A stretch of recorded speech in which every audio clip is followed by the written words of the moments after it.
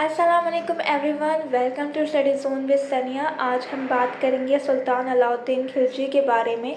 अलाउद्दीन खिलजी दातन तुर्क था और अपने चाचा और दिल्ली के सुल्तान जलालुद्दीन खिलजी का फरमाबरदार हुक्मरान था।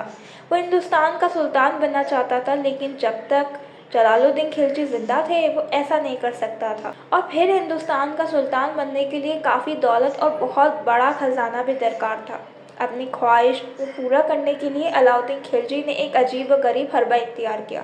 सुल्तान अलाउद्दीन खिलजी की इजाज़त के बगैर वो करहा से निकलकर हिंदुस्तान के किसी इलाके पर हमला नहीं कर सकता था। मगर इस असूल को पस-पुश डालकर अलाउद्दीन खिलजी ने एक बड़ा इक़दाम उठाया। इसे इत्तला पहुँचाई गई कि दक्कन में डियोगढ़ के राजा रामदियो के पास एक बहुत बड़ा खजाना है, जो नस्ल न नस्ल इसके पास आया चला जा रहा है।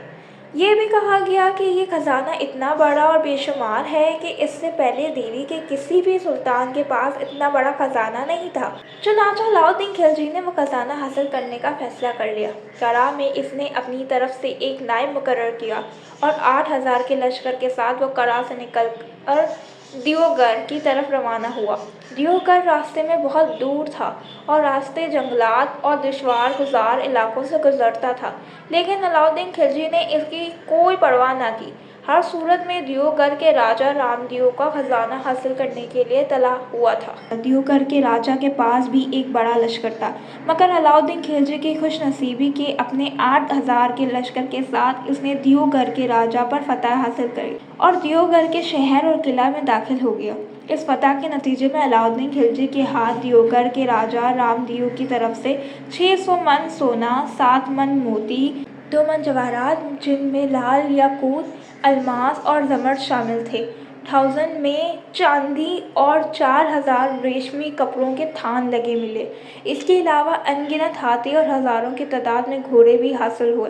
राजा रामदियो के अलावा अलाउद्दीन खिलजी ने डियोगढ़ के बाज़ महाजनों को भी गिरफ्तार किया और इन्हें आज़ादी के बदले में भी बड़ी मकदार में सोना, मोती और कपड़ों की थान मिले।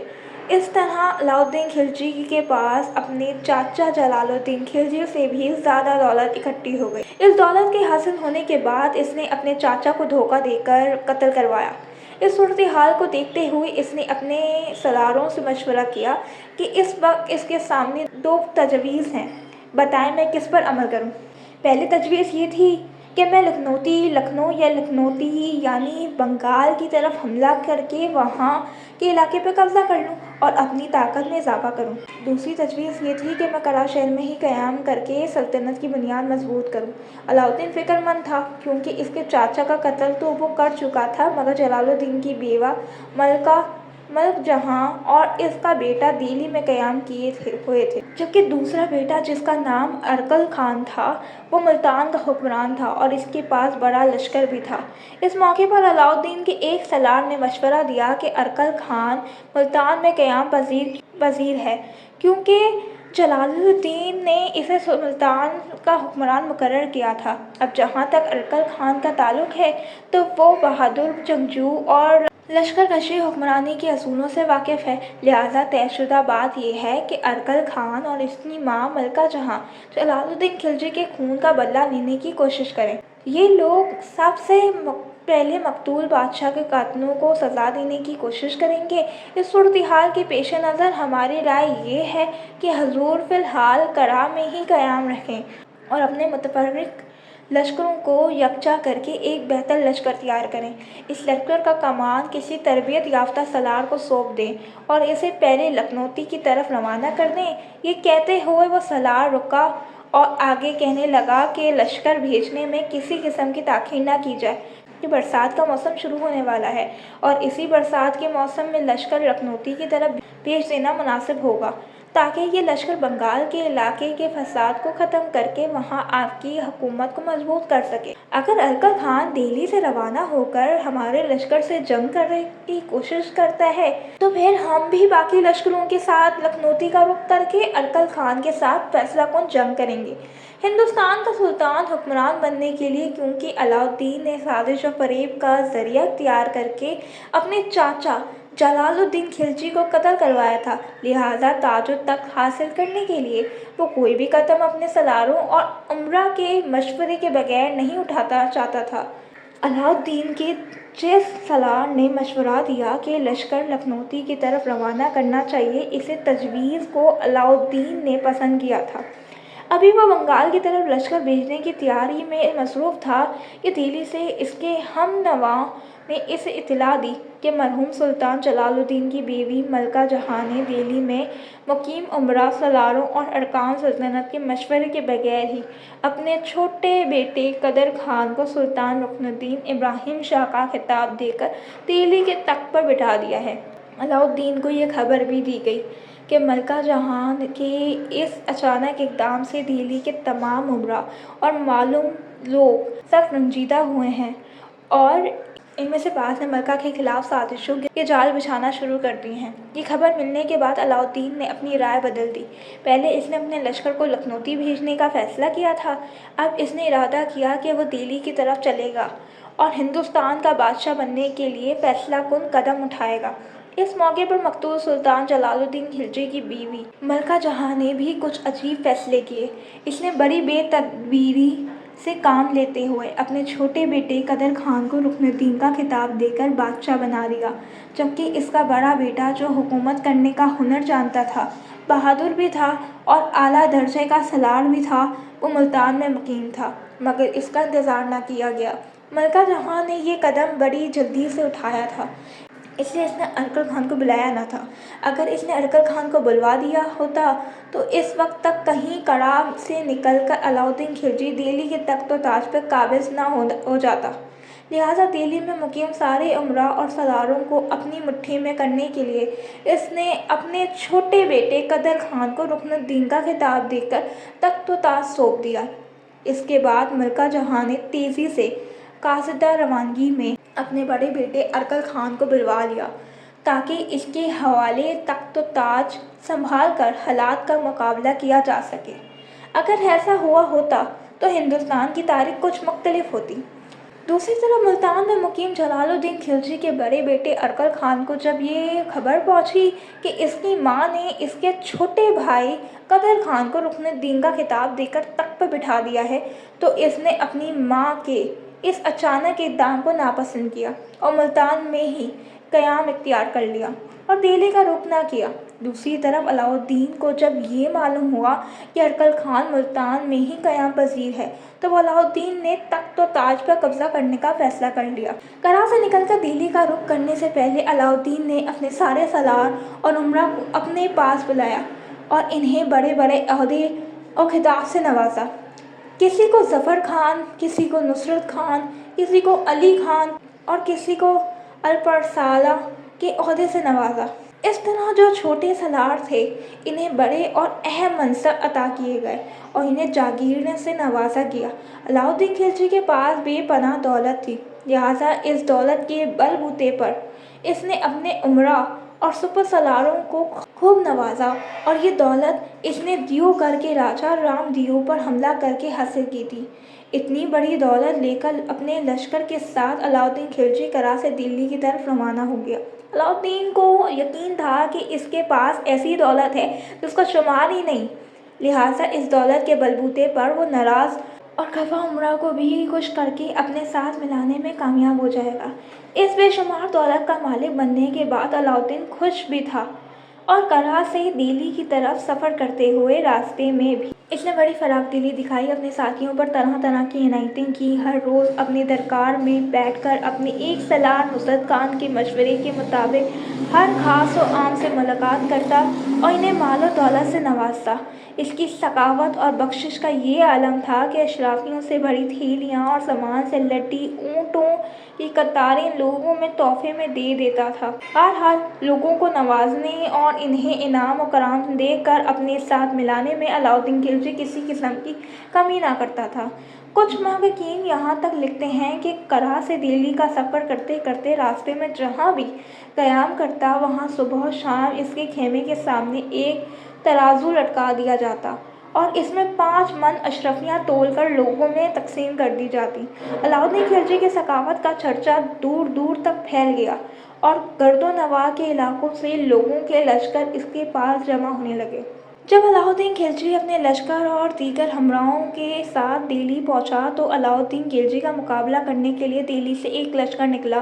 दिल्ली का नया सुल्तान, जिसे इसकी मां मलिका जहां ने तख्त ताज का वारिस बना दिया था और जिसका नाम रुकनुद्दीन इब्राहिम रखा गया था, वो अभी कम उम्र था और नातजुर्बेकारी की वजह से एक गलती कर गया। खुद तो रुकनुद्दीन इब्राहिम ने जंग में आगे न बढ़कर हिस्सा नहीं लिया, मगर इसने अपने कमज़ोर हुक्मरान और अरकान सल्तनत को एक ज़बरदस्त लश्कर दे दिया ताकि वो बहादुराना अंदाज में अलाउद्दीन खिलजी के करीब आकर इस पर हमला आवर हों। अब ये सारे उमरा और अरकान सल्तनत रुकनुद्दीन इब्राहिम के हामी नहीं थे, लिहाजा जब अलाउद्दीन ने इन्हें दौलत और इनाम की चमक दिखाई तो वह सब एक एक करके रुकनुद्दीन इब्राहिम की हिमायत छोड़कर अलाउद्दीन के हामी बन गए और इसके लश्कर में शामिल हो गए। जब इन्होंने ये कदम उठाया तो अलाउद्दीन ने इन पर दौलत की बरसात की और ये लोग इसके साथ मुकम्मल तौर पर मुहब्बत वतन हो गए। इस नतीजे में अलाउद्दीन के लश्कर में तकरीबन 6000 अफराद का इजाफा हो गया। रुकनुद्दीन इब्राहिम ने जो लश्कर भेजा था वो बिखर गया, लिहाजा अलाउद्दीन खिलजी अपने लश्कर में खातिर ख्वाह इजाफे के बाद दिल्ली की तरफ बढ़ा। मकतूल सुल्तान जलालुद्दीन की बेवा मलिका जहां को जब इन हालात का इल्म हुआ तो वह परेशान होकर तेज़ी से अपने बड़े बेटे अरक्कल खान की तरफ रवाना हुई। जब ये कासिद पहुंचा और हालात से अरक्कल खान को आगाह किया तो इसने मायूस कुन जवाब दिया, अब वक्त हाथ से निकल चुका है, लश्कर दुश्मन से मिल चुका है, शाही खजाने में इतनी दौलत नहीं बची कि लश्करियों को 6 माह की तनख्वाहों की अदायगी की जा सके। इस सूरत-ए-हाल में मेरे आने से कोई फ़ायदा नहीं होगा। यह सूरत-ए-हाल यकीनन अलाउद्दीन के लिए हौसला अफजा थी, लिहाजा वो दिल्ली की तरफ बढ़ने में तेज़ी किया। रास्ते में कहीं पड़ाव न किया बल्कि जल्द अज जल्द दिल्ली पहुँच गया और दरिया जमुना को अबूर करके बागजोत वाले दरवाजे के सामने मैदान में खेमा जमा लिया। बागजोत पुरानी दिल्ली के मशहूर बागात में से एक है, इसे चत बाग भी कहा जाता है। दिल्ली का नया और नौमौलूद सुल्तान रुकनुद्दीन इब्राहिम अजब मज़ाहिरों में मुब्तला था, ताहम इसने हिम्मत की और शहर के अंदर जो लश्कर मौजूद था इसे तैयार करके अलाउद्दीन खिलजी का मुकाबला करने के लिए निकला। शहर से बाहर निकलकर जब रुकनुद्दीन ने देखा कि अलाउद्दीन के पास कितना ज़ख़ीम लश्कर जमा हो चुका है और अंदाज़ा लगा लिया कि इसका लश्कर इनके मुकाबले में कुछ भी नहीं, तो वो वापस लौट गया और शहर में बंद हो गया।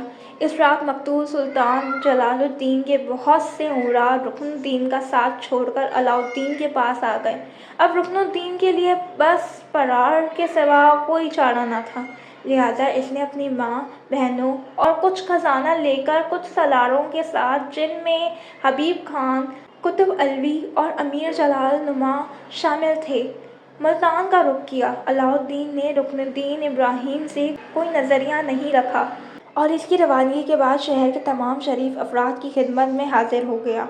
अलाउद्दीन के नाम का खुतबा और सिक्का जारी किया गया। इस तरह जलालुद्दीन खिलजी के कत्ल के बाद इसका भतीजा अलाउद्दीन खिलजी हिंदुस्तान के तख्त-ओ-ताज का मालिक बन गया। दिल्ली के तख्त-ओ-ताज पर कब्जा करने के बाद अलाउद्दीन खिलजी ने एक जश्न मुनक्किद किया जो 3 रोज़ तक जारी रहा। इस जश्न में आम लोगों ने भी बढ़ चढ़कर हिस्सा लिया। शहर को सजाया गया और ऐशो-इशरत की महफिलें बर्पा की गईं। महकम हकाम और दरबारी अपनी खुशी का इजहार कर रहे थे। बाज़ मुहक्किकीन लिखते हैं कि दिल्ली के हर कोचे में शराब की सेलें खोल दी गईं और हर तरफ ऐशो-इशरत का दौरा बर्पा हो गया था। खुशी के इस मौके पर अलाउद्दीन ने भी पूरी तरह शरीक होकर लोगों को अपनी तरफ राग़िब करने और इनके दिलों से जलालुद्दीन खिलजी की बेगुनाही के मुतालिक था जो गुबार था, इसे दूर करने के लिए इन्हें खूब नवाजा। इस जश्न सरूर के बाद अलाउद्दीन खिलजी ने बहुत से उमरा और दरबारियों को अहम मनसब दिए और मंसूब किए। 100 से ज़ायद को आला ओहदों से नवाजा किया। ऐशो-इशरत, इनामात और लोगों को अपने साथ मिलाने के बाद अलाउद्दीन खिलजी ने अमवार सल्तनत पर तवज्जो दी और इन्हें खुशी दिखाई और इन्हें खुश रखा। इसी के साथ इसने तमाम लश्करियों और शाही मुलाज़मीन को 6 माह की पेशकश तनख्वाह अदा की। अलावा ज़ीन मुख्तलिफ नवात ابد علی کی گواڑ کے تمام لوگ اور لشکری علاؤالدین خلجی کی وفاداری کو ڈھنڈورا پیٹنے لگے۔ ان تمام اموار سے فارغ ہونے کے بعد علاؤالدین نے جلال الدین خلجی کی اولاد سے تباہی اور بربادی کی طرف توجہ دلائی۔ اس نے اپنے دو سالار الماس بیگ اور ظفر خان کی سرگردگی میں 40,000 کے ایک لشکر کو ملتان کی طرف روانہ کیا۔ ملتان میں اس وقت مقتول سلطان جلال الدین خلجی کی بیوی، اس کے دو بیٹے ارکل خان اور قدر خان اور داماد الغو خان بھی تھے۔ یہ الغو خان منگولوں کے سردار چنگیز خان کا نواسانہ بھی تھا۔ بہرحال علاؤالدین کے دونوں سالار الماس بیگ اور ظفر خان نے اپنے 40,000 کے لشکر کے ساتھ ملتان پہ محاصرہ کر لیا۔ چند ہفتوں میں ملتان کے علماء اور اندر موجود لشکر نے ارکل خان اور قدر خان کا ساتھ چھوڑ دیا اور اندرونی طور پہ خفیہ طور پہ علاؤالدین کے سالاروں سے رابطہ کر کے سازشیں شروع کر دیں۔ اب وہ دونوں بھائی بہت مایوس ہوئے اور ان کے پاس کوئی چارہ نہ رہا، سو انہوں نے الماس بیگ اور ظفر خان سے صلح و فرما برداری کی باتیں کی۔ اس مقصد کے لیے شیخ رکن الدین ملتان کو ثابت بنایا گیا۔ ان کے کہنے پر ارکل خان، قدر خان اور ان کی بہنوئی نے الماس بیگ اور ظفر خان سے ملاقات کی۔ انہوں نے بڑی قدردانی اور احترام کے ساتھ پیش آنے اور اپنے خیموں کے قریب ہی رہائش کے لیے خیمے لگا دیے۔ ارکل خان، قدر خان اور الغو خان نے ملتان سے نکل کر الماس بیگ اور ظفر خان کے پاس جا کر ملتان پر علاؤالدین کے سرحرات کا قبضہ قبول کر لیا۔ مقتول بادشاہ جلال الدین خلجی کی بیوی بھی اپنے بیٹے اور داماد کے ساتھ خیمہ گاہوں میں آ گئی۔ اس موقع پر الماس بیگ اور ظفر خان نے تیزی سے قاصدہ کو دہلی کی طرف روانہ کیا اور رسمی طور پر ملتان کی فتح کے حالات کا اعلان کر دیا۔ جب یہ فتح کی خبر دہلی پہنچی تو تمام مساجد میں فتح نامہ پڑھا گیا۔ خوشی میں شہر کو دلہن کی طرح سجایا گیا اور شادمانی کی محفلیں بھری گئیں۔ الماس بیگ اور ظفر خان نے ملتان فتح کرنے کے بعد چند روز وہاں قیام کیا۔ اس دوران ملتان پر اپنی گرفت مضبوط کرنے کے لیے ظفر خان نے ملتان کے ولی کے طور پر وہیں قیام اختیار کیا، جبکہ الماس بیگ اپنے لشکر کے ساتھ ملتان سے دہلی کی طرف روانہ ہوا۔ الماس بیگ کے لشکر میں جلال الدین خلجی کی بیوی ملکہ جہاں اور اس کے دونوں بیٹے اور داماد سمیت بہت سے امراء اور رشتہ دار شامل تھے۔ ملتان سے دہلی کا سفر کرتے ہوئے الماس بیگ راستے میں ہی سوالیہ معاملات سے نمٹ گیا۔ اس نے جلال الدین خلجی کے بیٹوں اور داماد الغو خان کی آنکھوں میں سلائی پھیر کر انہیں نابینا کر دیا۔ حبیب احمد جو جلال الدین خلجی کی انتہائی وفادار امراء میں تھا، اسے بھی اندھا کر دیا گیا۔ ان لوگوں کے سارا مال اور اسباب پر قبضہ کر لیا گیا اور انہیں شہر کے قلعے میں قید کر دیا گیا۔ لشکر میں جلال الدین خلجی کے دو نواسے بھی شامل تھے، انہیں قتل کر دیا گیا۔ جلال الدین خلجی کی بیوی اور اس کی بہوؤں کو دہلی کے قلعے میں بند کر دیا گیا۔ ان کامیاب مہمات کے بعد علاؤالدین خلجی نے نصرت خان کو اپنا وزیر مقرر کیا۔ نصرت خان نے یہ عہدہ سنبھالتے ہی علاؤالدین کے امیروں اور درباریوں سے وہ مال واپس لینا شروع کر دیا جو علاؤالدین نے اپنی حکومت کے آغاز میں سپاہی مسلط کے تحت انہیں خوش کرنے کے لیے تقسیم کیا تھا، اور یہ سارا مال شاہی خزانہ میں جمع کروا دیا گیا۔ ساتھ ہی علاؤالدین نے ایک ہم نام ملک علاؤالدین کو سلطنت کا کوتوال مقرر کیا اور اسے علاؤ الملک کا خطاب دیا۔ اس دوران علاؤالدین خلجی کے لیے ایک بڑی مصیبت کھڑی ہو گئی۔ منگولوں نے ہندوستان پر حملہ کر دیا تھا۔ منگولوں کا 1,00,000 کا لشکر اپنے سالار دردار خان کی سرکردگی میں شمال کی برف زار علاقوں سے نمودار ہوا اور ہندوستان میں داخل ہوا۔ منگولوں کا ارادہ تھا کہ ہندوستان میں داخل ہو کر کم از کم پنجاب کے تمام علاقے فتح کر کے لاہور پر قبضہ کر لیں اور وہاں اپنی حکومت قائم کریں۔ اب منگولوں کے 1,00,000 کے لشکر کا مقابلہ کرنا کوئی آسان کام نہ تھا۔ یہ جو تباہ کن لشکر تھا وہ ہوا اور طوفان کی طرح ہندوستان میں ورد ہوتا ہوا آگے بڑھ رہا تھا، یہاں تک کہ دریائے سندھ کو عبور کر کے انہوں نے لوٹ مار، تباہی اور بربادی کا بازار گرم کر رکھا تھا۔ علاؤالدین خلجی کو جب یہ خبر ملی کہ منگولوں کا 1,00,000 کا لشکر ہندوستان پر حملہ آور ہوا ہے اور انہوں نے تباہی اور بربادی شروع کر دی ہے تو وہ بہت برہم ہوا اور اس نے منگولوں پر हमला आवर करके इन्हें इबरतनाक सज़ा देने का फैसला कर लिया। लिहाजा बड़ी तेज़ी के साथ इसने एक लश्कर तैयार किया और ये लश्कर लाहौर की तरफ बढ़ा। इतने ही अरसे में मंगोलों का 1 लाख का लश्कर लाहौर के करीब पहुंच गया था। लिहाजा लाहौर के नज़दीक अलाउद्दीन और मंगोलों के दरमियान ज़बरदस्त जंग हुई। इस जंग में अलाउद्दीन के लश्कर ने अनगिनत मंगोलों को ब्लॉक किया और हैरत की बात यह है कि अलाउद्दीन के लश्कर ने मंगोलों को बदतरीन शिकस्त दी। ये दूसरी बार थी कि किसी मुस्लिम हुक्मरान ने मंगोलों को शिकस्त दी थी। सुल्तान रुकनुद्दीन बेबस जान के अलावा अलाउद्दीन खिलजी वो दूसरा मुस्लिम हाकिम है जिसने मंगोलों को शिकस्त दी। तकरीबन 12,000 मंगोल इस जंग के दौरान हलाक कर दिए गए और बहुत से मंगोल उमरा और सरदार गिरफ्तार कर लिए गए।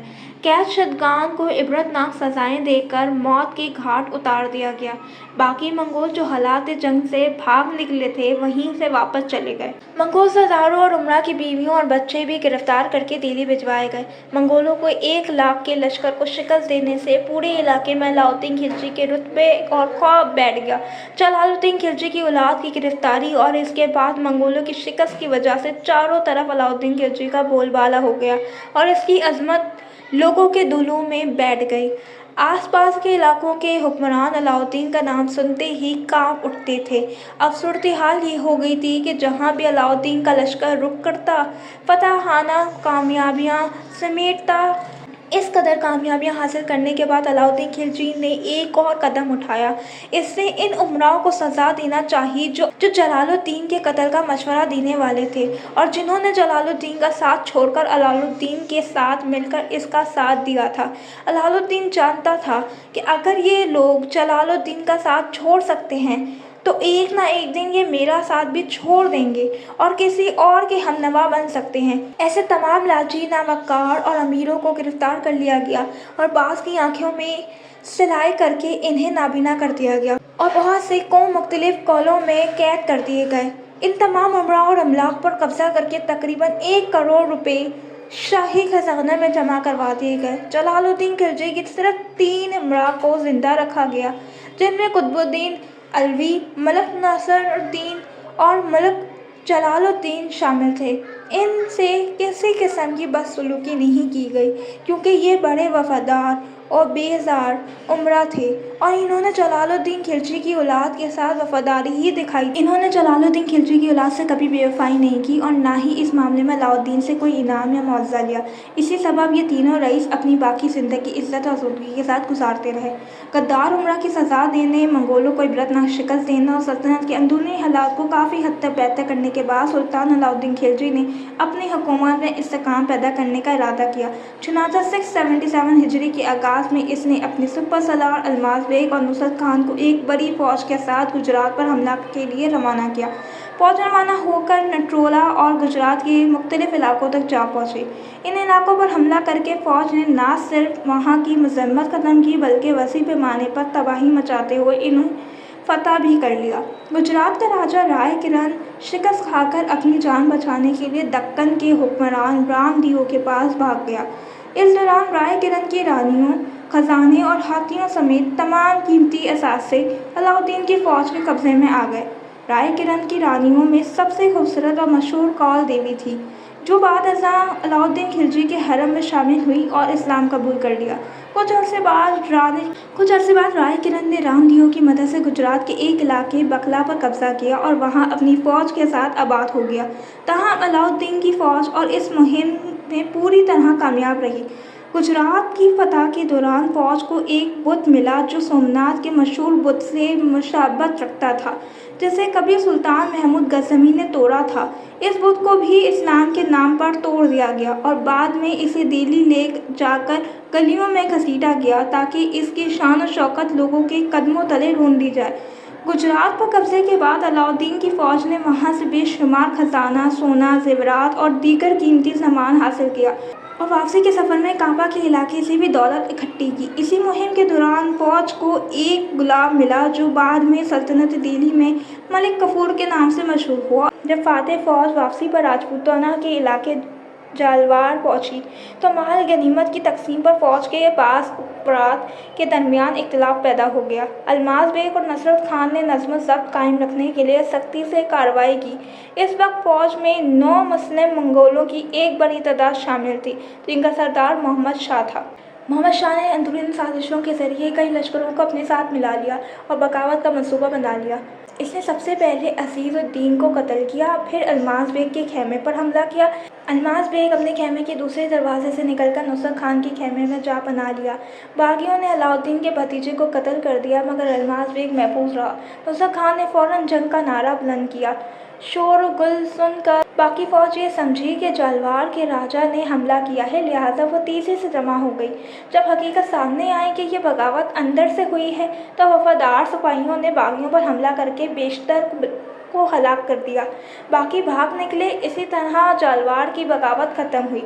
अल्माज बेग और नुसरत खान अपनी फ़ौज के साथ दिल्ली रवाना हुए। दिल्ली पहुंचने पर जब बादशाह ने राय किरण की रानी कौल देवी को दरबार में बुलाया तो इसकी खूबसूरती, खुशगफ्तारी और दिलकशी से सुल्तान बेहद मुतासिर हुआ। यूँ गुजरात की ये मुहिम न सिर्फ अस्करी लिहाज से कामयाब साबित हुई, बल्कि दिल्ली सल्तनत की ताकत और वक़ार से भी इजाफा सबब बनी। इस वक्त तक अल्माज बेग को बागियों के इरादों का इल्म हो चुका था। इसके साथ सुल्तान अलाउद्दीन खिलजी का भतीजा भी मौजूद था। जब बगावत की खबर मिली तो अल्माज बेग अपने खेमे के दूसरे दरवाजे से निकलकर नुसरत खान के खेमे में जा पहुंचा।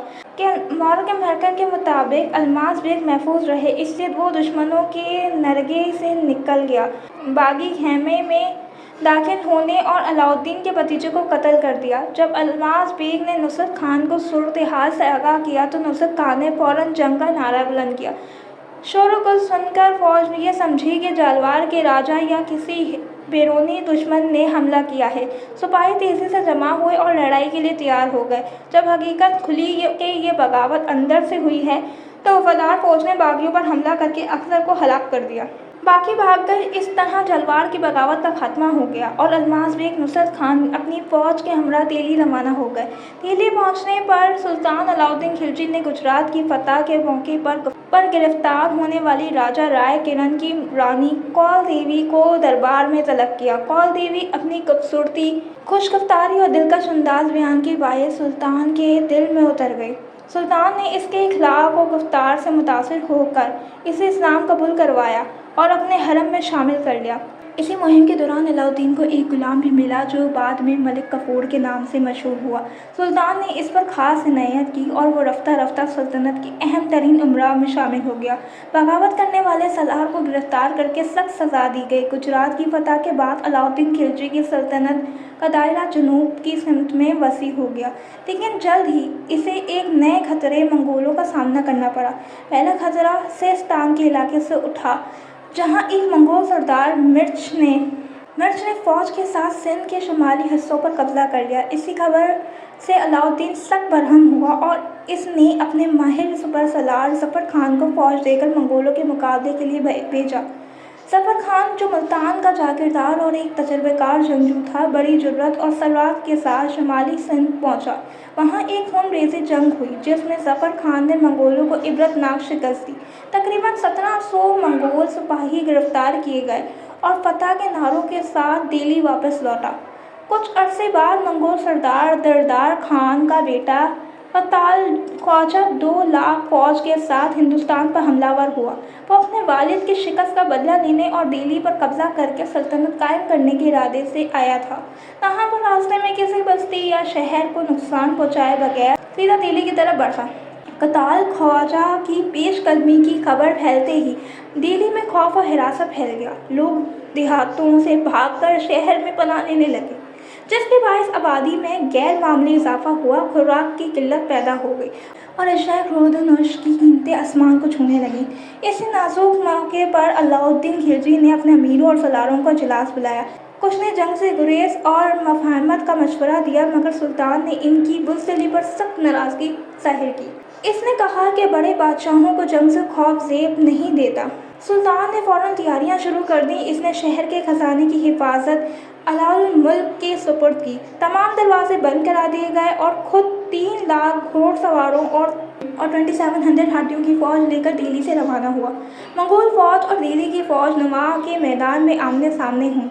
मॉर्गन के मुताबिक मुसलमानों की हुकूमत के आगाज से लेकर इस वक्त तक इतनी बड़ी फौजें कभी मद्दे मुकाबले नहीं आई थी। अलाउद्दीन ने अपनी फौज को 3 हिस्सों में तकसीम किया। एक हिस्से की क़ियादत ज़फ़र खान को, दूसरे अल्माज़ बेग और रुकन खान को और तीसरा खुद अपने ज़ेर कमान रखा। जंग का आगाज़ ज़फ़र खान के हमले से हुआ। इसने ऐसी बेखौफी और कुव्वत से मंगोलों पर हमला किया कि दुश्मन का एक बड़ा हिस्सा तबाह हो गया।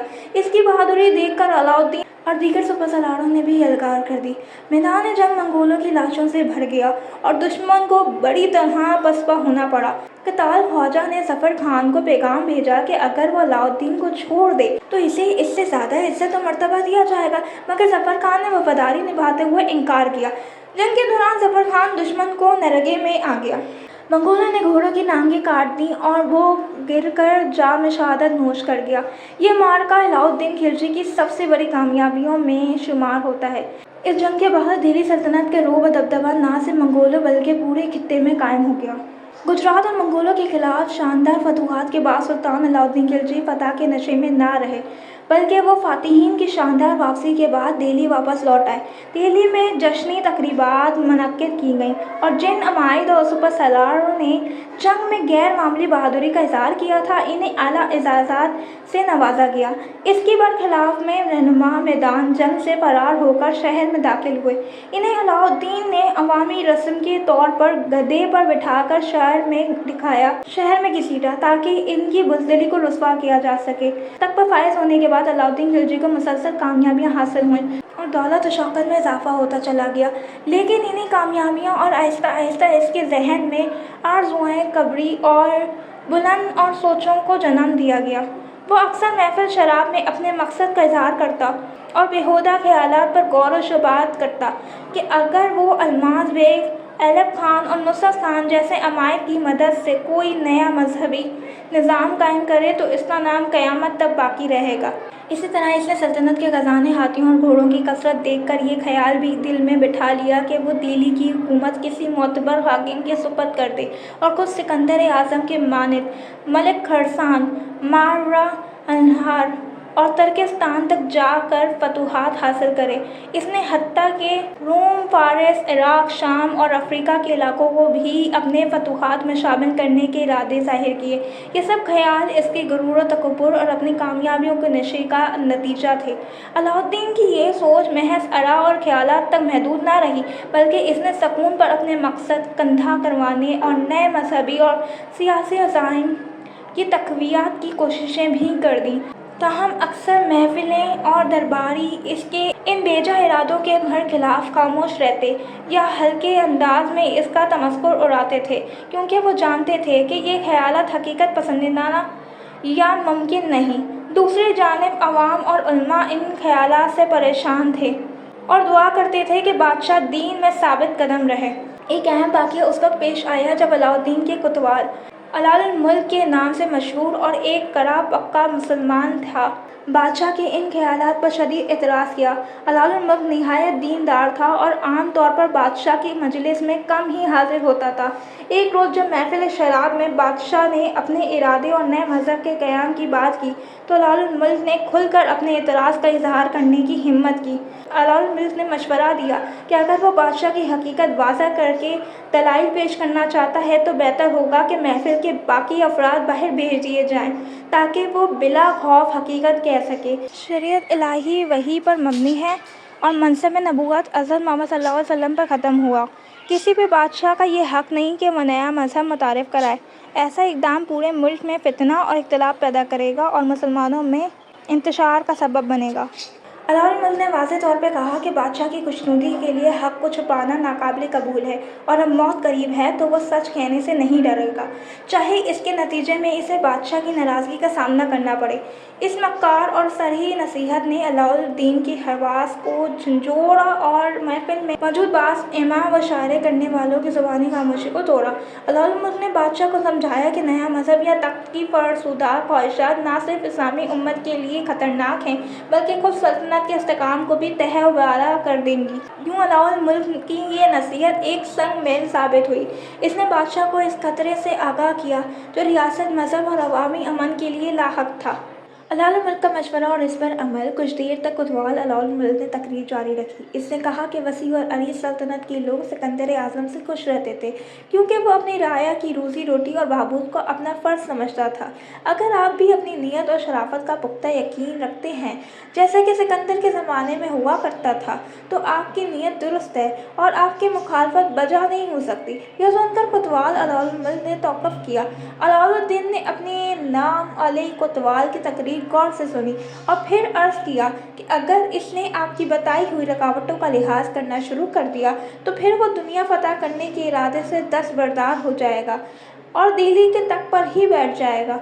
इस पर अलाउल मुल्क ने कहा कि खजाने, हाथी और घोड़े अपनी शान और शौकत रखने के बावजूद भी आपकी अज़मत का तकाजा है कि आप बुलंद अज़ाइम के बजाय हिकमत अमली से काम लें। अलाउल मुल्क ने आगे चंद अमली मशवरे पेश किए।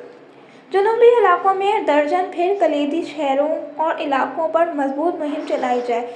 जनूबी हिंदुस्तान के अहम रास्ते और वहाँ के मकामात की हिफाजत की जाए ताकि सल्तनत के जनूबी हिस्से महफूज बन सके।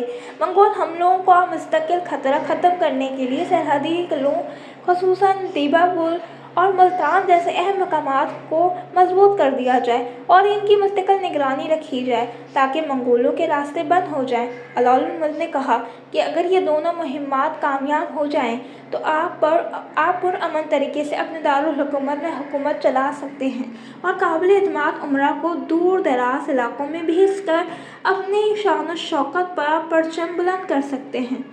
अलाउद्दीन इस मशवरे से खुश हुआ और मुतासिर हुआ। अलाउल मुल्क को इज़्ज़तन मुखातिब करते हुए क्योंकि वो शराब नोशी के खिलाफ था और अलाउद्दीन इसका आदी था, अलाउद्दीन ने इसे ताकीद की कि वो शराब पीने, शिकार और तफरीहात पर कम वक्त सर्फ करे और ज़ाती तौर पर मुहिम्मात की निगरानी करे। अलाउल मुल्क की नसीहत ने अलाउद्दीन पर गहरा असर छोड़ा और सुल्तान ने अलाउल मुल्क को 10,000 रुपये इनाम दिया, 2 आला शान घोड़े और दीगर इनामात से नवाजा। दरबार के 4 मारूफ कमांडरों ने भी अलाउल मुल्क का हज़ारों रुपये और घोड़े पेश किए। सितंबर की मुहिम। अलाउल मुल्क के मंसूबे पर अमल दरामद के लिए अलाउद्दीन खिलजी ने हिंदुस्तानी रियासतों को काबू में लाने की तैयारियां शुरू कर दी। इसने अपने बड़े भाई इल्मास बेग और सुबह नुसरत खान को बड़ी फ़ौज फराहम की और इन्हें सितंबर के किले पर हमला के लिए रवाना किया। सितंबर के बादशाह का सिलसिला दिल्ली के कदीम हुक्मरानों से मुंसलिक था और वो इस इलाके में तवील अरसे तक बरकरार इक़्तिदार रहा था। इल्मास बेग और नुसरत खान की फ़ौज ने पेशकदमी करते हुए पहले किले पर कब्जा किया और फिर थर की तरफ बढ़कर एक अहम शहर मिस्रा पर कब्जा कर लिया। जब मिस्रा में कामयाबी के आसार नजर आए तो फ़ौज को इत्तला मिली कि रणथंभौर के बादशाह खैबर दियो के पास शहर के अंदर 2 लाख घुड़सवारों की एक बड़ी फ़ौज मौजूद है और साथ ही बहुत से मंगोल भी इसके साथ हैं जो बादशाह की हिमायत में सब आरा हैं। इस इत्तलात ने मुहिम के कमांडरों को मोहतात कर दिया। एहतियातन अलाउद्दीन की सुबह सलार चट्टान के किले में पनाह लेने के बाद ने अलाउद्दीन को सूरत-ए-हाल से आगाह किया। जब ये पैगाम सुल्तान तक पहुंचा तो इन्होंने खुद इस मुहिम में शिरकत का फैसला किया और बड़ी शान और शौकत के साथ दिल्ली से रवाना हुए। रास्ते में अलाउद्दीन टलपेट के मकाम पर रुके जहाँ इन्होंने कुछ आराम के साथ शिकार का सिलसिला भी शुरू किया। इस दौरान इनके भतीजे सलमान शाह ने भी फौजी सरगर्मियों में हिस्सा लेने का अज़म ज़ाहिर किया। अलाउद्दीन खिलजी पर सलमान शाह की बगावत। जब सुल्तान अलाउद्दीन खिलजी की हुकूमत अपने अरूज पर थी तो इसके भतीजे सलमान शाह, जिसे रुकन खान के नाम से भी जाना जाता है, के दिल में इक़्तिदार की ख्वाहिश पैदा हुई। इसने सोचा कि जिस तरह अलाउद्दीन खिलजी ने अपने चाचा जलालुद्दीन खिलजी को कत्ल करके तख्त हासिल किया था, क्यों ना मैं भी अपने चाचा अलाउद्दीन को कत्ल करके हिंदुस्तान का सुल्तान बन जाऊँ। यह सोचकर सलमान शाह अपने 109 मुसलमान खादमों के साथ उस मकाम पर पहुंचा जहां अलाउद्दीन खिलजी बैठे थे। मौका पाकर इसने अपने नौकरों को हुक्म दिया कि वो सुल्तान पर तीरों की बारिश कर दें। यक हमला होने से सुल्तान के लिए यह सूरत-ए-हाल निहायत तशवीशनाक थी। अलाउद्दीन ने कुछ देर तक अपने आप को इन तीरों से बचाने की कोशिश की, मगर एक तीर इनके बाजू में जा लगा और वो जख्मी हो गए। इस मौके पर सुल्तान ने एक चाल चली। वो जानबूझकर ज़मीन पर गिर गए और मुर्दा बनकर लेट गए। जब सुलेमान शाह ने देखा कि इसका चाचा ज़मीन पर गिरा हुआ है तो इसने समझा कि सुल्तान मर गया है। वो फौरन अपने लश्कर की तरफ लौटा और ऐलान किया कि इसने अलाउद्दीन खिलजी को कत्ल कर दिया है और अब वो हिंदुस्तान का नया सुल्तान है। ये खबर लश्कर में फैलते ही हर तरफ बेचैनी और हैरत की लहर दौड़ गई। सुलेमान शाह ने तख्त पर बैठकर अपनी सल्तनत का ऐलान किया और लोग इसे मुबारकबाद देने लगे। गुलकारों ने खुशी के नगमे गाना शुरू कर दिए। इसने अगला कदम हरम सरा पर कब्जा करने के लिए उठाया। इस वक्त हरम सरा का निगरान मलिक दिनार था, जो एक वफादार और बहादुर कमांडर था। जब सुलेमान शाह वहाँ पहुँचा तो मलिक दिनार ने दरवाज़ा बंद कर दिया और कहा, जब तक हम अपने सुल्तान अलाउद्दीन खिलजी का कटा हुआ सर अपनी आंखों से ना देख लें, किसी को हरम सरा से में दाखिल नहीं होने देंगे। इधर अलाउद्दीन खिलजी जख्मी हालात में खड़े हुए, अपने बाजू पर कपड़ा बांधा और अपने चंद मकरमों से मशवरा किया। इन्होंने कहा कि बज़ाहिर ये बगावत कुछ अमीरों के इकसाने पर हुई है और सुलेमान शाह ने इनके कहने पर यह हरकत की है।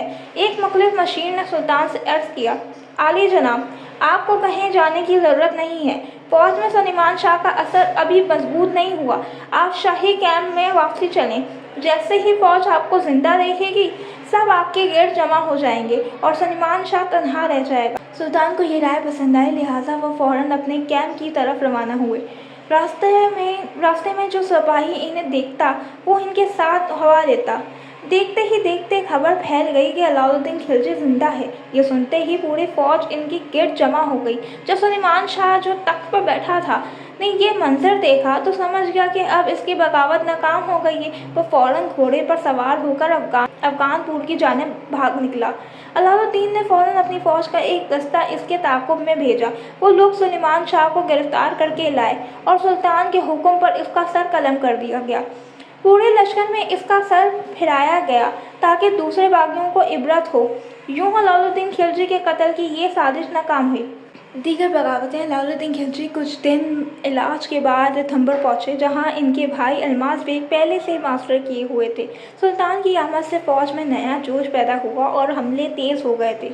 इसी दौरान अलाउद्दीन की गैर मौजूदगी में दो बगावतें उठीं। पहली बगावत ऊद और बदायूं के हुक्मरानों ने की, जो सुल्तान के भतीजे उमर अमीर और मानक खान थे।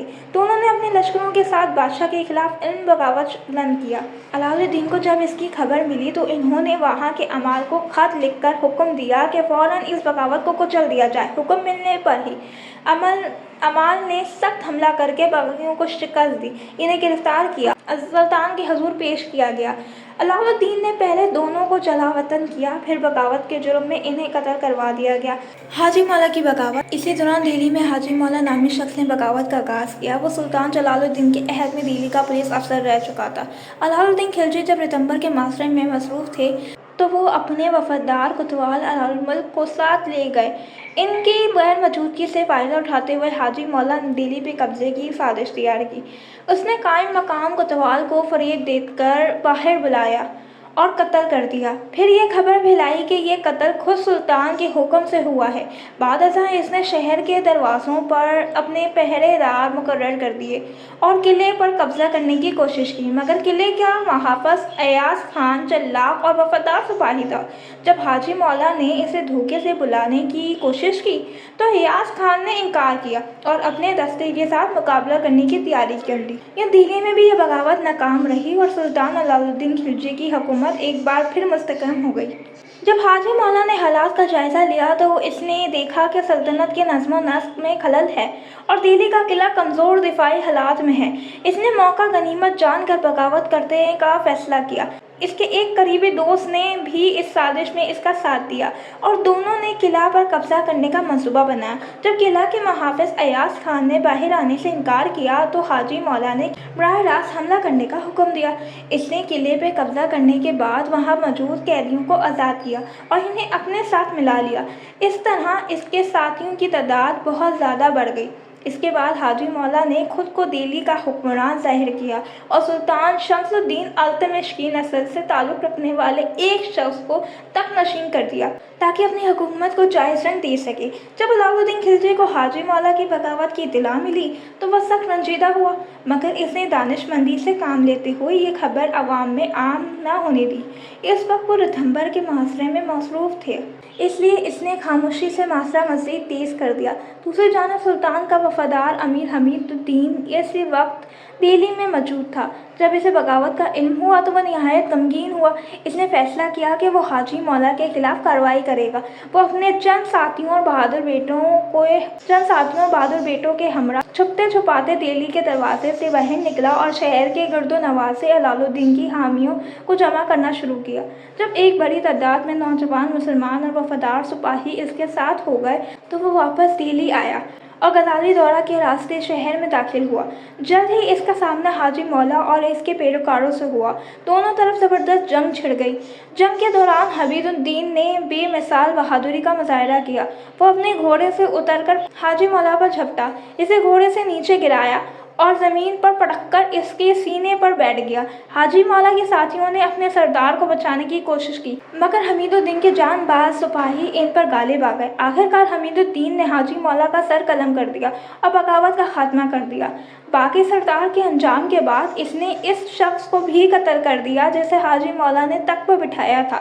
اس کے بعد دہلی میں موجود تمام باغیوں کو تلاش کر کے ختم کر دیا گیا۔ یوں حاجی مولا کی بغاوت ہمیشہ کے لیے ڈوب گئی۔ رتھمبر کی فتح۔ ادھر رتھمبر میں علاؤ الدین خلجی نے قلعے فتح کرنے کے لیے ایک نیا طریقہ اختیار کیا۔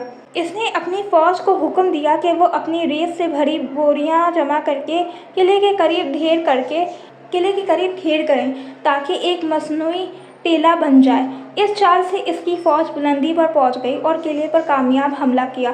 قلعے کے اندر حکمران حمید دیو نے بہادری سے مقابلہ کیا مگر آخرکار شکست کھا گیا۔ اس جنگ میں منگولوں کا ایک گروہ بھی قلعے کے اندر پناہ لیے ہوئے تھا۔ انہی میں سے ایک سردار میر محمد شاہ بھی موجود تھا جو ماضی میں علاؤ الدین کے خلاف لڑ چکا تھا۔ جب رتھمبر فتح ہوا تو میر محمد شاہ شدید زخمی حالت میں ملا۔ سلطان علاؤ الدین نے اس پر ترس کھا کر پوچھا، اگر میں تمہارا علاج کر دوں اور تمہیں موت سے بچا لوں تو تم میرے ساتھ کیا سلوک کرو گے؟ زخمی میر محمد شاہ نے غرور سے جواب دیا، اگر میں صحت یاب ہو گیا تو سب سے پہلے میں تمہیں قتل کروں گا اور حمید دیو کے بیٹوں کو تخت پر بٹھاؤں گا۔ یہ سن کر علاؤ الدین کو سخت غصہ آیا اور اس نے میر محمد شاہ کو قتل کرنے کا حکم دے دیا۔ رتھمبر کی فتح کے بعد سلطان واپسی دہلی چلا آیا۔ بغاوتوں کی روک تھام کے لیے اصلاحات۔ دہلی پہنچ کر علاؤ الدین نے اپنے امراء اور سرداروں کی ایک مجلس طلب کی اور ان سے پوچھا کہ سلطنت میں بغاوتوں کا سدباب کیسے کیا جا سکتا ہے۔ مشورے کے بعد امال نے عرض کیا کہ بغاوتوں کی 4 بڑی وجوہات ہیں۔ بادشاہ کا رعایا سے بے خبر ہونا، جب سلطان عوام کے حالات سے غافل ہو جائے تو لوگوں میں بد اعتمادی پیدا ہو جاتی ہے۔ شراب نوشی کی عقل کو زائل کرتی ہے، خواہشات کو بڑھاتی ہے اور لوگ نشے میں منصوبہ سازی کے فتنہ پھیلاتے ہیں۔ امراء کی باہمی یکجہت، جب رئیس طبقہ ایک دوسرے سے بے حد قریب ہو جائے تو وہ ایک دوسرے کے جرائم کی پردہ پوشی کرتے ہیں جو بغاوت کو جنم دیتی ہے۔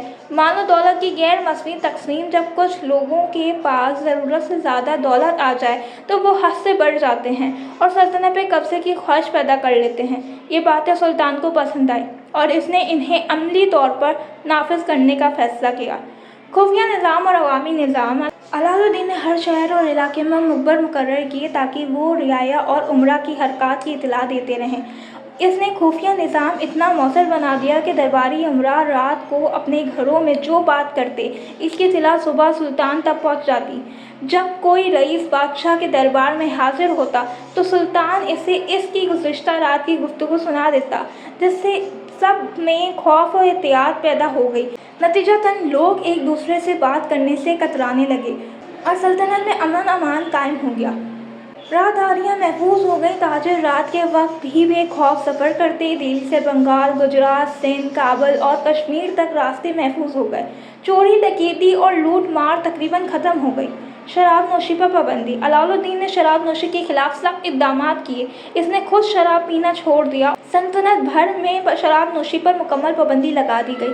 बधाइयों के दरवाजे के करीब शराब के बेशुमार मटके तोड़ दिए गए, शराब खानों को बंद कर दिया गया और सोने चांदी के बर्तन पिघलाकर शाही खजाने में जमा करवा दिए गए। शाही ऐलान के मुताबिक जो शख्स शराब पीता या बेचता पाया जाता, इसे सख्त सजा दी जाती। लोग बादशाह के हुक्म पर अपने घरों से शराब निकालकर सड़कों पर बहाने लगे। कहा जाता है कि दिल्ली की गलियां शराब से भर गईं, जैसे बरसात के दिनों में पानी बह रहा हो। शहर के चौकीदार चौकस रहते ताकि कोई शख्स शराब को लकड़ी या घास के अंदर छुपा कर शहर में दाखिल न कर सके। अगर कोई ऐसा करता तो फौरन पकड़ा जाता, इसकी शराब जब्त कर ली जाती और हाथियों को पिला दी जाती। कहा जाता है कि अलाउद्दीन के दौर में हाथी शराब पीने की वजह से सबसे ज़्यादा खुशहाल जानवर समझे जाते थे। यूँ अलाउद्दीन खिलजी ने न सिर्फ सल्तनत को फितना और बगावतों से पाक किया, बल्कि निज़ाम ज़ब्त अदल और अमन व अमान की ऐसी मिसाल कायम की जिसे बाद के हुक्मरान भी रश्क से याद करते रहे।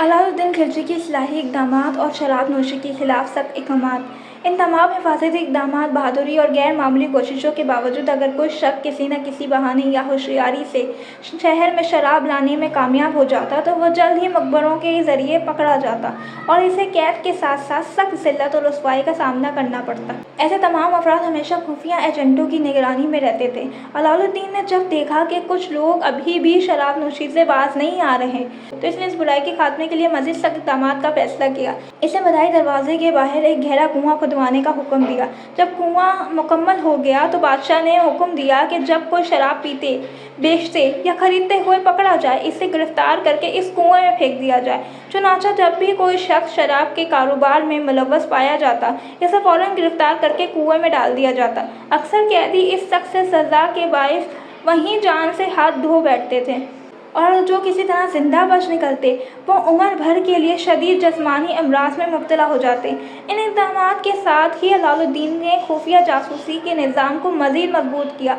ताकि सल्तनत के हर गोशे से बाखबर रहा जा सके।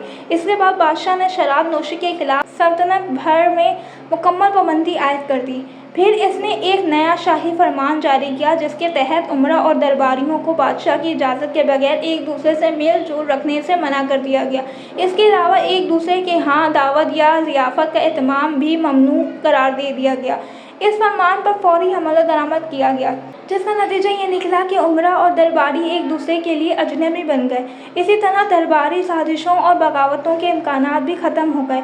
अलाउद्दीन ने अपनी सल्तनत के इस्तेकाम के लिए मालियाती इस्लाहात भी नाफिज की। इसने हुक्म दिया कि वो तमाम ज़मीनें जो वाकिफ़ या किसी दूसरी सूरत में रियाया के कब्ज़े में थीं, इन्हें शाही तहवील में ले लिया जाए। इसी तरह इसने उमरा और रईसों से इनकी तमाम नाजायज़ दौलत ज़ब्त करके शाही खजाने में जमा करवा दी।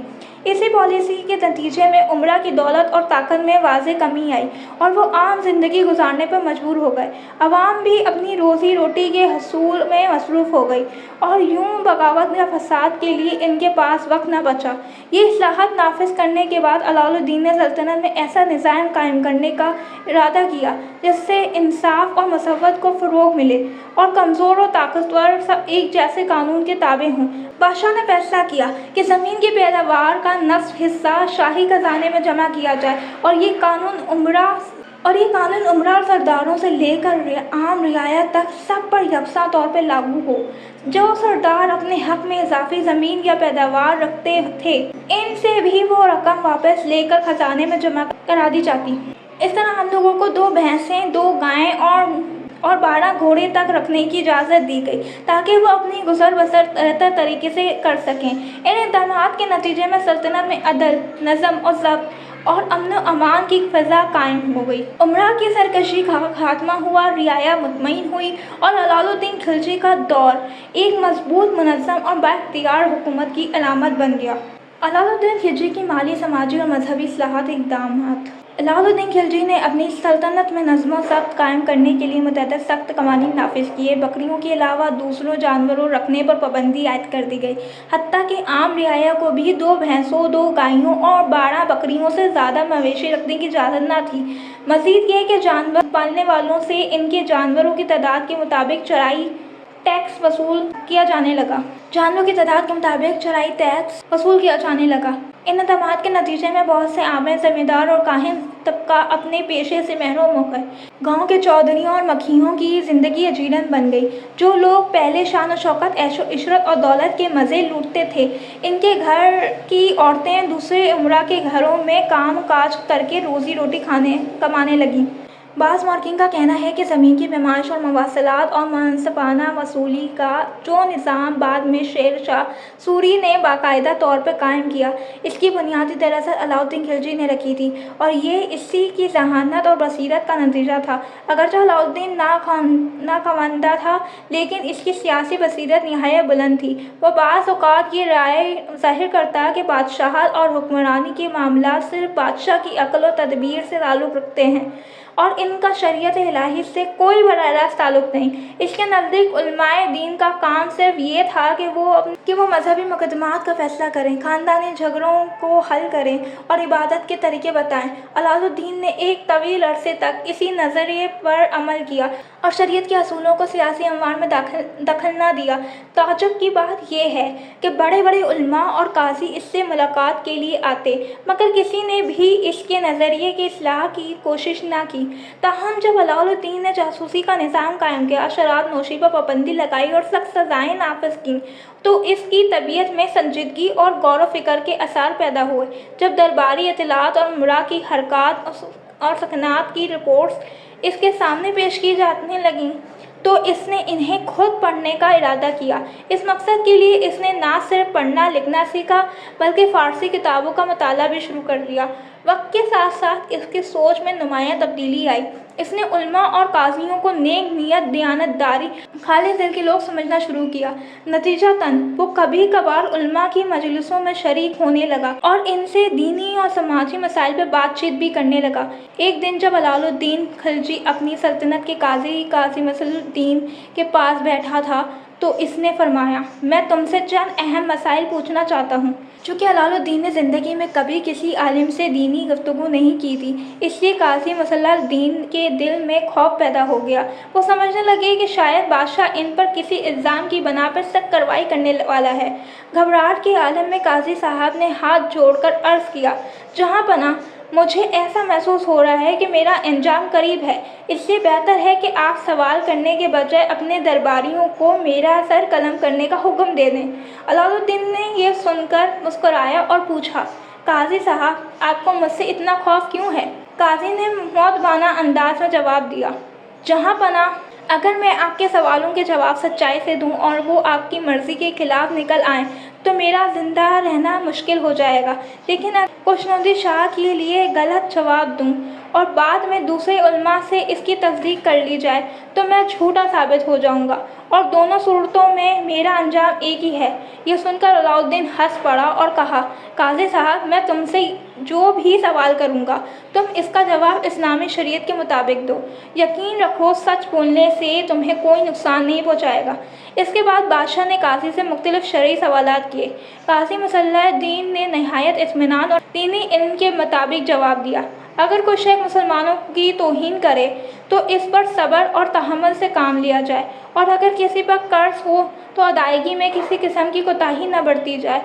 जहाँ तक गैर मुस्लिमों का ताल्लुक है, तो बाज़ फ़क़ाह के नज़दीक इन्हें दो ही रास्ते दिए जा सकते हैं, या इस्लाम कबूल करें या कत्ल किए जाएं। मगर इमाम आज़म अबू हनीफ़ा ने गैर मुस्लिमों के कत्ल को हराम करार दिया है और फरमाया है कि इनसे जज़िया वसूल किया जाए, ताकि वो अमन के साथ ज़िंदगी बसर करें और सल्तनत नज़म बरकरार रखें।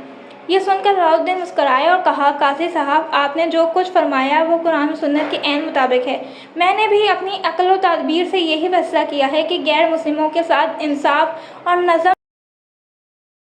अलाउद्दीन खिलजी की दक्कन और वरंगल की फतूहात। जब अलाउद्दीन खिलजी ने वरंगल फतह करने का इरादा किया, तो इसने अपने नाम का सिक्का जारी किया और मलिक कफूर को एक अजीम लश्कर के साथ दक्कन की तरफ रवाना किया। रवानगी के वक्त अलाउद्दीन ने मलिक कफूर को नसीहत की वरंगल के राजा पर हमला करना, मगर अगर वो माल और दौलत और हाथी घोड़े पेश करके हर साल बाकायदगी से खराज देने पर राज़ी हो जाए, तो मामले को आगे न बढ़ाना और वापस आ जाना। मलिक कफूर ने खराज वसूल का हुक्म लेकर लश्कर का तैयार किया। इस लश्कर में दो बड़े सरदार थे, एक मलिक कफूर और दूसरा ख्वाजा हाजी। ये दोनों दक्कन की जानिब रवाना हुए। रास्ते में लश्कर मुख्तलिफ शहरों से गुजरता हुआ दियोगर पहुंचा। दियोगर का राजा राम दियो पहले ही अलाउद्दीन खिलजी का मतई और खराज गुजार था। इसने लश्कर इस्लाम को शानदार इस्तकबाल किया और बेशुमार तोहफे पेश किए। मलिक कफूर और ख्वाजा हाजी ने शुक्रिया अदा किया और अपनी मुहिम जारी रखी। राम दियो का बेटा भी कुछ दूर तक इनके साथ रहा। दियोगर के राजा ने अपने इलाके के सिपाहियों और ताजिरों को हुक्म दिया कि वो मुसलमान लश्कर की हर मुमकिन मदद करें। इनके लिए राशन, साजो सामान और सवारियों का इंतजाम किया जाए। लश्कर आगे बढ़ता हुआ तेलंगाना के सर्द इलाकों में दाखिल हुआ। यहाँ मलिक कफूर ने मुखालिफिन पर सख्त हमले किए और बहुत से इलाके फतह कर लिए। इन फतूहात से आसपास के छोटे राजे खौफजदा हो गए और सबके सब वरंगल के राजा प्रताप दियो लाडे के पास जाकर पनाह लेने लगे। मलिक कफूर और ख्वाजा हाजी ने इर्द गिर्द के तमाम इलाके फतह करके फिर आखिर वरंगल का रुख किया। वरंगल का किला मजबूत और बुलंद फसीलों वाला था। बड़े बड़े पत्थरों से तामीर किया गया था। मुसलमानों ने किले का मुहासरा कर लिया। राजा की फौज ने सख्त मसम्मत की। रोजाना किले के अंदर से सिपाही निकलकर हमला करते, मुसलमानों को नुकसान पहुंचाकर वापस चले जाते, लेकिन ये मुसम्मत ज़्यादा देर कायम न रह सकी। मलिक कफूर और ख्वाजा हाजी ने हमलों में तेजी पैदा की और आखिरकार वरंगल का किला फतह कर लिया। किला गिरने के बाद राजा लाडे वो इंतहाई परेशान हो गया। इसे यकीन हो गया कि अब मुकाबला करना बेकार है, वरना जान से हाथ धोना पड़ेगा। लिहाजा इसने सुलह की दरख्वास्त की। अपने दरबारियों के साथ मलिक कफूर और ख्वाजा हाजी के सामने हाजिर हुआ। 300 हाथी, 7000 घोड़े, बेशुमार खजाना और जवाहरात पेश किए और हर साल खराज अदा करने का वादा किया। यूं वरंगल अलाउद्दीन खिलजी की ज़ेरे नगीन आ गया। यह खुशखबरी जब दिल्ली पहुंची तो अलाउद्दीन ने जश्न फतह मनाया, लेकिन इसी दौरान बादशाह शदीद बीमार हो गया। इसकी बीवी मलका जहां और बेटा खिज़र खान अपनी रंग रैलियों और ऐशो इशरत में इतने मसरूफ़ थे कि बादशाह की तीमारदारी की तरफ तवज्जो ही न दी। अलाउद्दीन को इस रोने से सख्त सदमा पहुंचा और इसने अपनी बीमारी को इन्हीं की गफलत का नतीजा समझा। मलिक कफूर जो खुद बादशाह बनने का ख्वाब देख रहा था, इस मौके को गनीमत जाना और वो रोज़ाना बादशाह के कान भरने लगा। कहने लगा, जहाँ बना खिज़र खान, मलका जहाँ और इनका भाई शाद खान आपकी मौत के मुंतज़र हैं ताकि इक़्तिदार पर कब्ज़ा कर सकें। अलाउद्दीन पहले तो शक में पड़ा, मगर मलिक कफूर ने चालाकी से झूठे गवाह पेश किए। मलिक कफूर की बातों में आकर बादशाह ने खिज़र खान को शिकार के बहाने अमराहों भेज दिया और कहा, जब मैं सेहतियाब हो जाऊंगा तो तुम्हें वापस बुला लूँगा। खिज़र खान ने जाते हुए दुआ की कि अगर बादशाह सेहतियाब हो गया तो वह दिल्ली तक पैदल चलकर वापस आएगा। जब अलाउद्दीन की तबीयत कुछ बेहतर हुई तो खिज़र खान ने मन्नत पूरी करते हुए पैदल दिल्ली पहुंचा, लेकिन मलिक कफूर ने फिर मौका देखा और बादशाह से कहा, जहाँ पना खिज़र खान ने आपकी इजाज़त के बगैर दिल्ली वापसी की। इसके इरादे ख़तरनाक हैं। इस बार अलाउद्दीन ने शिकायत पर ज़्यादा ध्यान न दिया, बल्कि खिज़र खान को गले से लगाया, इसकी पेशानी चूमी और कहा कि अपनी माँ से जाकर मिलो। मलिक कफूर को इस बात से मज़ीद जलन हुई, क्योंकि वो जानता था कि जब तक खिज़र खान जिंदा है वो खुद बादशाह नहीं बन सकता। इसने दोबारा साजिशें शुरू कर दी। झूठे इल्ज़ामात लगाकर खिज़र खान और इसके भाई शाद खान को गिरफ्तार करा दिया। इन्हें किला ग्वालियर में कैद कर दिया गया। मलका जहां को भी महल से निकालकर पुरानी दिल्ली में नज़रबंद कर दिया गया। खिज़र खान के मामू अला खान जो अलाउद्दीन के वफादार सुपरसलार थे, इन्हें भी कत्ल कर दिया गया। यूँ एक एक करके तमाम वफादार सरदार ख़त्म कर दिए गए। आखिरकार सन 716 हिजरी 1316 ईस्वी की एक रात अलाउद्दीन खिलजी ने दुनिया से रुखसत पाई। कहा जाता है कि मलिक कफूर ने ही इसे जहर देकर कत्ल किया। अलाउद्दीन अपने पीछे बेशुमार खजाना, दौलत, जवाहरात और फतूहात छोड़ गया। ऐसी दौलत जो शायद महमूद गजनवी के पास भी ना थी, मगर तकदीर को कुछ और ही मंजूर था। अलाउद्दीन की मौत के से 35 दिन बाद इसके 2 वफादार गुलामों ने मलिक कफूर को भी कत्ल कर दिया, क्योंकि वो इसकी साजिशों से वाकिफ थे।